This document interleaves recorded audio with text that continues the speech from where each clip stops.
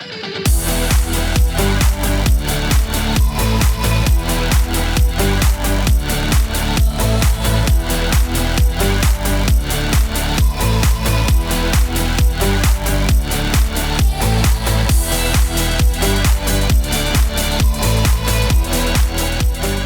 friends, welcome back to another Northbrook Next Gen podcast. And today is an interview. I get to interview Northbrook's newest pastor. This is day 2 for him. So we're throwing you right into the fire. Oh, yeah. But Josh Kilde is here. He is the new youth pastor of student ministries here at Northbrook. And we are all so excited to have Josh join our team. And we thought, how better to let the congregation and all of you get to know him than to do an interview. And so here we are. And so excited to have you here, Josh. Glad you're on the team. But why don't you tell everyone a little bit about yourself? Yeah. Well, you already know my name is Josh, so we have that down pat. But otherwise, I actually come from Eau Claire, Wisconsin. That's where I met my wife. And so we both met each other and we had a passion for ministry. And so with that, we started dating and then we got married. And I think like 3 months later, we helped launch a church. And so we launched a church up in Chippewa Falls, and we did that for 8 years. Mm-hmm. And during that time, we did some foster care. And then we also, we adopted our son, Elijah. And so we adopted him back in November 25. And so he has just been such an amazing change to our lives. So, because we just kind of walked through this path of just not knowing what the next step was, wanting kids, not being able to just know where God was directing us. And so having him and getting that, and all of a sudden we're up there. We had, all of our prayers were answered, and we're like, God, what next? And so in that season of praying for what next, the position down here became open. And as we were praying about that, we just felt this nudge to take that next step. And so here we are, well, it started with a lot of prayer, as a lot of prayer. Yeah. And God just led us here, and I'm excited to be here today, and a little bit nervous to be here today, but mostly excited. Oh, our people are nice most of the time. So. Oh, good. So how old is Elijah, your son now? He is 13 months old. 13 months, that's right. Okay. And you and Emily have been married for how many years? We have been married since 2017. So if I can do the math, we've been married almost 9 years. Nice. Okay. So awesome. Yeah. Well, again, great to have you. We're going to do some lightning round, rapid fire questions just so people can kind of get to know you. So don't overthink it. This is meant to be fun. So you ready? Yeah. Okay. Here we go. And there, on some of these, there are correct answers, by the way, though. So hopefully you get these right. Okay. Apple or Android? I would say Apple. Okay, that's good. All right, good. We hired the right person. Doing good so far. So far, so good. Sweet or salty? Salty, actually. Okay.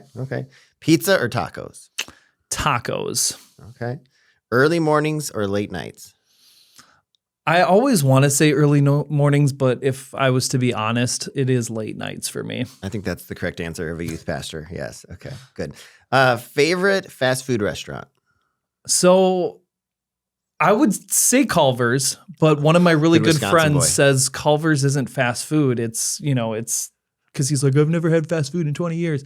No. Culver's is fast food. And if it's not Culver's, it's Burger King. Okay. So I think Culver's is fast. I'm pretty sure Culver's is fast food. That's what I think too. But he's like, well, they make it fresh. So I don't know. He's like a Culver's connoisseur. Wow. I think if that's right. Well, my son recently got a job at Culver's, and I think he would say it's fast food. So okay. We'll go with that. All right. Good. Okay.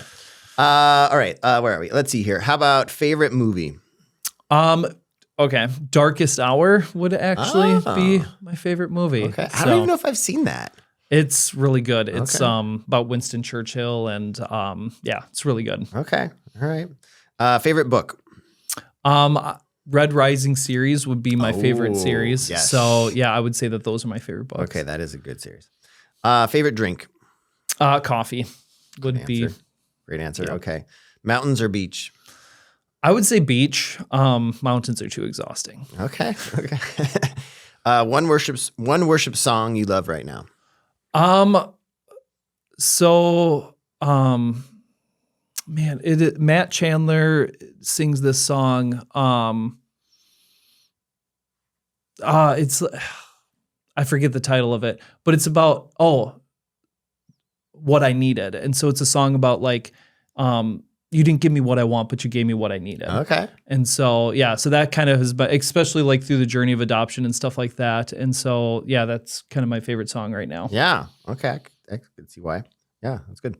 One Bible character you relate to. I'd say Thomas. And so there's like portions in my life where, you know, you just kind of feel that like little doubting Thomas in you where you're like, you know, it'd be real nice, you know, Lord, if you would do this or do that. But then there's realization of like, I'm walking with the Lord in those things. And so, yeah, I would say there's definitely times I relate a lot to Thomas. Yeah. Okay. One book of the Bible you keep coming back to. I'd say Ephesians, actually. So, yeah. So even ever since college, I feel like it's just a book that I always go back to and I always read. I have a friend who memorized Ephesians and we were challenged to one summer, but I do not have it memorized. Okay. That's probably better. Be very clear. That's intense. One TV show you could rewatch anytime. There's a lot. I'm going to say Friends though. Oh, that's solid. Yep. That's solid. One hobby people might not expect you have. Disc golfing is a hobby, but if you want to go truly unexpected, I started doing balloon twisting recently, and so I'm not that good. I know like four animals, like balloon animals, and swords and stuff like that. Wow, so, all right. Yeah. If our children's department hears about that, you may get put to work. I'm just gonna warn you now. Favorite season of the year? Fall would definitely be my favorite. That's the season we got married, and we always do like a big vacation in the fall, and I just love the change of colors. So definitely fall. Okay, nice. Favorite holiday? Christmas. Ooh, good answer. Yeah, that's the only correct answer. Well, and Easter. So, but Christmas is definitely my favorite. Yep. So, one word you hope describes your first year at Northbrook.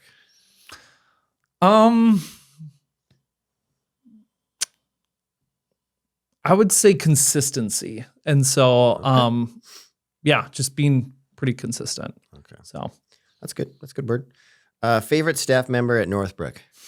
I'm kidding. That wasn't on the list. You don't have to answer that. Oh, okay. We all know it's me, but you don't have to answer that. Okay. All right. So that was our lightning round. Now a few more questions. These ones you can take your time on. Okay. Not quite as fast. I don't think I took my time on the lightning round. Sorry, I'm terrible at this. No, you did great. You did great. Lightning round went very quickly. It was great. What are a few things you love to do when you're not doing ministry? You already mentioned disc golf. What are some other things you like to do? Yeah, I play computer games, and so I don't do that as much that often. I enjoy going for runs. I like mowing the lawn, actually, because it just allows me to do like a task that I can just like think and process through in my mind. And so that's where some of my best ideas come from. Wow. So I know a lawn in Jackson that if you want to mow it, it is available anytime. Oh, I just mowed my mother-in-law's lawn, and the neighbors came up and were like, you spent 3 hours doing that. And I was like, I knew it was long. I didn't know it was 3 hours. Wow. So that's different because our lawn back at home was not that big. Okay. So yeah, I give credit to my mother-in-law. Don't know how she does it. So yeah. Anything else you like to do for fun? I don't know. I've been a part of like different fun, random things throughout the time. Like I had a group of friends and we did foreign film nights where we would watch all these weird foreign films and pretend to be like fancy and stuff like that. Okay. We do like Oscar parties every year for everybody who's not nominated is invited to the party. Wow. And so,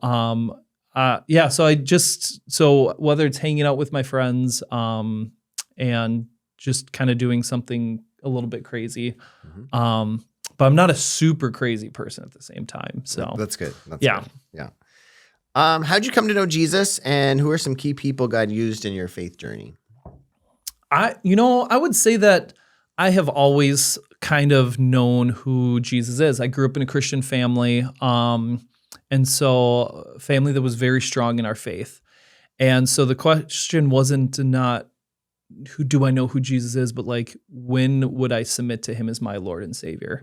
And so I was baptized at 19 years old, and college is when I really developed that. I got involved in a group called the Navigators. It's a college ministry, and they really helped me define who I am and who I am in Jesus. And so that's kind of where I also got my calling towards ministry, was during that time, although I didn't step forward right away in it. And so, yeah, just that experience of knowing who he is, following through, being obedient in baptism, and then really discovering him when I was in college, and then faithfully serving him, I guess, would be my answer.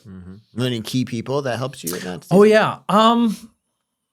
So my family has been key. My brother, my dad have been really key in my life, walking through that. The director of Navigators, Jeff, at our college campus at that time, don't think he is in that role anymore. Well, I know he's not in that role anymore. But those people have been like really influential in my life, guiding me, checking in on me, praying for me, and encouraging me in my walk. Yeah, well, that's great. So you already kind of said this, but so what was that like, getting the call from God to go into ministry, or what was that process? Yeah. Well, it was, so I did this thing with the Navigators. We called it like a leadership training program. So we spent 2 different summers in the Dells, and I know what everybody's thinking is like, oh man, that sounds like such a horrible thing to do. But what we did is we're like, international students come to the Dells. Yeah. And so our goal was to minister to international students. And so we took jobs where, we would work like 40 to 60 hours a week. And then we'd try to do ministry, because the only time you could talk to them, because they're working like 80 hours a week there. Are they really? And so, yeah, you have to work alongside. Most of them have like 2 or maybe even 3 jobs. Wow. And so you'd work alongside of them, and we had an opportunity to do some ministry to some people who were Muslim, and it was interesting for me to like get to know more about like their faith standing and their where they were in that, and then getting questioned of like, why do you carry your Bible with you? Like, because they're like, we don't see people carrying like I believe it's the Quran. They're like, we don't see that like it only at services. And so being able to like share my faith and stuff was really key. So that experience right there just was like, I felt this calling, and I just remember talking to the leader of like, I feel like I should go into ministry. And he had really good advice. He was like, graduate with your degree first, because you're almost done. Like, don't give it all up now. And then once you're done with that, you can figure out and continue to pursue God. And so I did. That's why I have a degree in criminal justice. And then I went back and I became an ordained pastor. And so, that faithful step. And so there's a couple things in between, like, I got a job as correctional officer thinking, maybe I'll go into my field. And God was confirming during that time of like, no, I called you to something else. And so, although I got those good experiences, just being able to commit my life into ministry. And that was it. It was just a call to ministry. I didn't know what it was. I didn't know where it was. I didn't know how it was. I just knew I needed to pursue God and share that love with others. So that's kind of how I slowly got here today. Yeah, so. Awesome. Why youth ministry? Well, actually, when I was processing through this, during a quiet time one day, just this remembrance of like, I actually stepped into criminal justice because I was working with, so I floated around in college. I started with like, I was like, I'm going to be a physical therapist. And then that changed real quick. And so when I stepped and tried out, my first criminal justice class was juvenile justice. And I stepped into that because I was working with kids and with youth at our church as a volunteer. And there's a lot of hard kids that we were working with, and I was just really interested. And so I feel like that call has like kind of always been there. I just kind of forgot about it. And so my first step was into kids ministry, and then my next step was into youth ministry. And although I was a pretty decent kids pastor, the whole juggling and starting to learn balloon animals and things like that, I just realized that I had a different calling that was to youth ministry. And so for me, my middle school years were something that I really kind of struggled through a little bit, and I didn't get my identity till my high school years. And so being able to be somebody who can speak into the students' lives, and I feel like our middle school and high school lives, it is the most important time for us to really get to know who God is, because it really helps define the rest of our lives. And so my goal in life is to let students know who Jesus is so they can have a personal relationship and they can start to take their faith onto their own. When I was young this is a long answer. No, you're good. It's good. When I was young into following Christ, I just remember learning from older Christians who had experienced things, and they would always say man, you're setting up so much for success because of where you are in your life. And it just made me think, if I can show people who are younger who Jesus is earlier, they can have that, I don't know, I guess that relationship with them, that trust in them, that confidence. That's what I'm looking for, that confidence in the Lord from an earlier age. So that way when the hard things do come, they have somebody that they can fall on. I mean, people are great. My family is great, but nobody is greater than God. And so having him with me in all things is just been such a change in my life. And I want to share that gift with other people. Mm-hmm. Yeah, that's good. Why Northbrook? Why Northbrook? Well, I've always really respected Northbrook. My mother-in-law actually attends this church. And so when we would take time off and we'd come down and visit her, this was the church that we would go to. Emily, my wife, she would actually, when she was in college and she would come and visit, this is the church that she'd be like, hey, Mom, can we go to this church? And so I don't know, maybe Emily pulled Paulette into this church, but don't quote me on it. But we'll fact check that later. Yeah, we'll fact check that. So just getting here and knowing who Vicky is, she would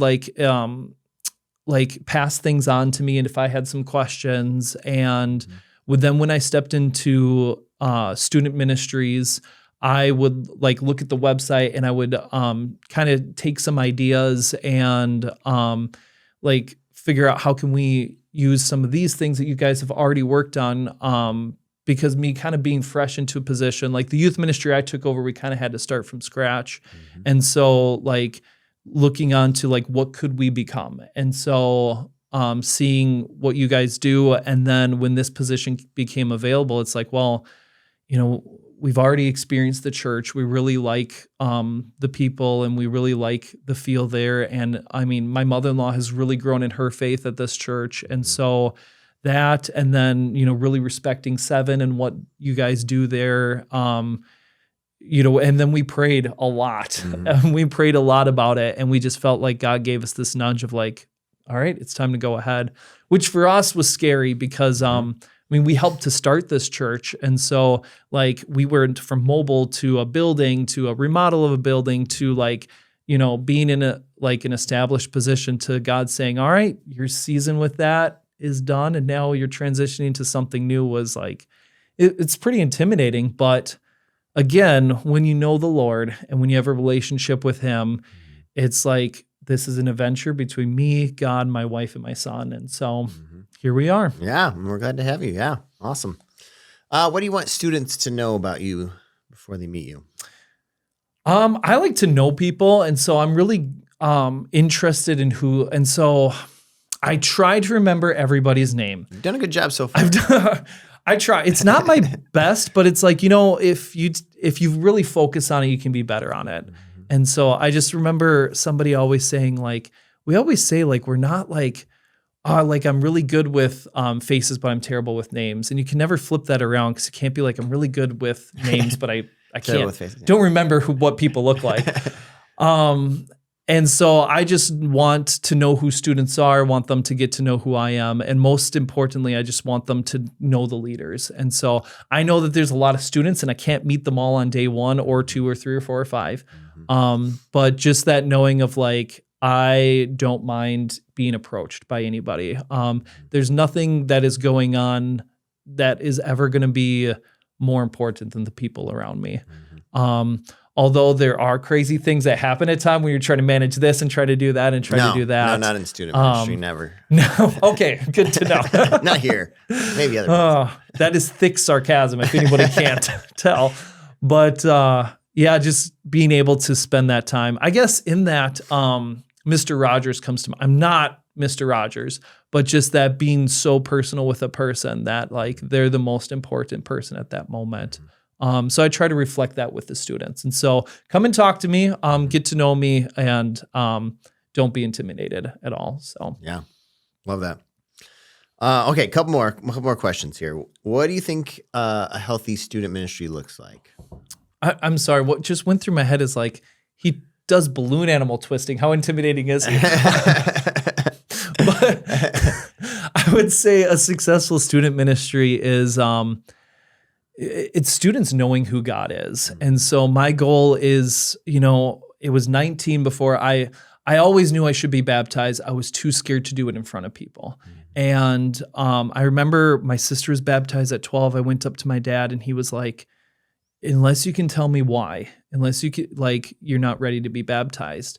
And so to me, it's like knowing who Jesus is the most important. So if students can get to know God, then and have that on a personal level, and there's so much more than just like understanding Scripture. It's through knowing Scriptures, through praying, but it's also through community. And a huge portion of the gospel is centered around community and community growth. And so I like to create an authentic community where the students can like grow and thrive in their faith, and they can learn to discover who God is as they grow in that, and then share that with others. Which I'm pretty sure is the values of the church. Yeah. But I thought that was funny because I did get that question ahead of time, and I was thinking about that, and that was my answer. And my wife looked at me and was like, "Did you just steal that from the website?" I said, "No, pretty sure that was in my head." Wow, so. She accused you of stealing. Yeah, Jeez. right. Emily. So good. Okay, good. How can parents, leaders, Northbrook people be praying for you and Emily in this big transition? Yeah.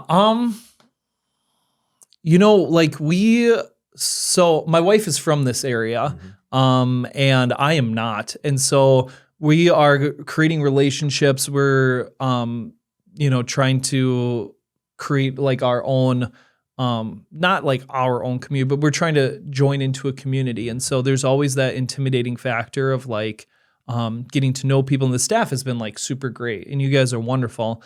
Most of us. Yeah. And so just being able to like, just prayerful for like connections and, just like deep, intimate connections, like people who, that we can just really be brothers and sisters in Christ too. And so what that looks like, whether through a Bible study, a life group, or anywhere in that community. So yeah, just prayer for those connections. And then we're also trying to find a house here. We're living with my mother-in-law, and although she's great and stuff like that. Like, Phew, glad you said that. She's great. Okay. And she is so wonderful to let us move in with her. But also, we're in that time of like having to find a house while doing all this and then moving in. So there's a little bit of chaos. But also sometimes I guess I kind of thrive in a little bit of chaos. Maybe that's what drew me into youth ministry. I was just saying, there's a correlation for sure. sure. But yeah, so definitely prayers for community connections and yeah. Finding a house, yeah, for sure. And housing, yeah. Yeah. So it's weird being like semi-homeless, I guess. I can't really say that, but we don't have a house anymore. That's just weird. Yeah. So yeah, we'll pray for that. Yeah, for sure. Yeah. Our family has had 2 seasons where we lived with my brother-in-law, and they're amazing people, but I get what you're saying about, it's a little weird when you don't have your own house. So pray that happens quickly for you. Yeah, thank you. Well, thank you for letting me interview you, and we're so excited to have you, Josh. And if you're here at Northbrook, look for Josh and his beautiful wife, Emily, and their son, Elijah, and just continue to be praying for them, and make sure you introduce yourself to them when you get a chance. We are just so excited for this new season. Pastor Janelle, if you haven't maybe heard, Pastor Janelle has transitioned to the ministry assistant at 7, and I'm still going to be helping out. So so excited to have Josh a part of our team here at Northbrook, and excited for his leadership of our student ministry. So thanks again, Josh, and I look for another Next Gen podcast next month. Thanks for joining us, friends, and have a great day.